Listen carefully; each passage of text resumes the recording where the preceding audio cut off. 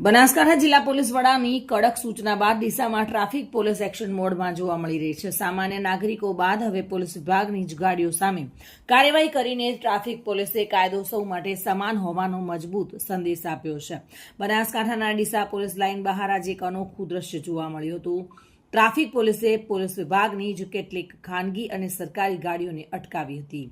તપાસ દરમિયાન ગાડીઓમાં પ્રતિબંધિત કાળા કાચ અને ડાર્ક ફિલ્મ જોવા મળતા કાર્યવાહી હાથ ધરવામાં આવી હતી. બનાસકાંઠાના એસપીના માર્ગદર્શન અને ડીસા ડીવાયએસપીની દેખરેખ હેઠળ ચાલતી આ ઝુંબેશ દરમિયાન નિયમ ભંગ કરતી ગાડીઓને ડિટેઇન કરી દંડ ફટકારવામાં આવ્યો હતો.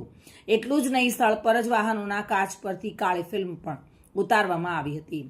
સામાન્ય રીતે આવી કાર્યવાહી માત્ર સામાન્ય નાગરિકો સામે થતી હોવાના આક્ષેપો વચ્ચે ડીસા ટ્રાફિક પોલીસનો આ નિષ્પક્ષ કામગીરીએ લોકોમાં સકારાત્મક સંદેશ પહોંચાડ્યો છે. પોલીસ વિભાગે સ્પષ્ટ કર્યું છે કે ટ્રાફિક નિયમોનું પાલન દરેક માટે ફરજિયાત છે અને તેમાં કોઈપણ પ્રકારનો ભેદભાવ રાખવામાં આવશે નહીં. બનાસકાંઠાના ડીસામાં પોલીસ દ્વારા પોતાની જ ગાડીઓ સામે કરાયેલી આ કાર્યવાહી હવે ચર્ચાનો વિષય બની છે. કાયદો અને નિયમો સૌ માટે સમાન હોવાનો સંદેશ આપતી આ કામગીરીને સ્થાનિક લોકોએ બિરદાવી છે. Bureau report, today Gujarati news.